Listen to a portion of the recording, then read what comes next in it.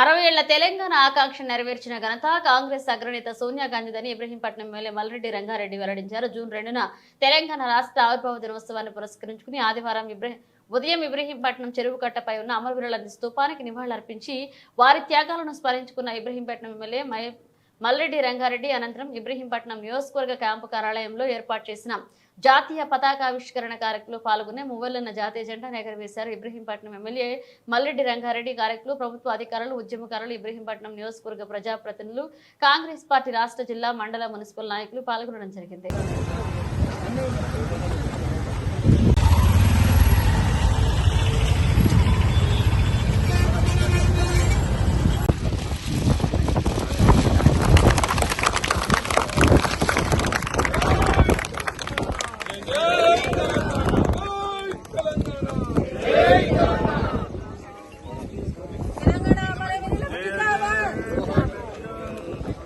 జోహార్ తెలంగాణ అమరవీరులకు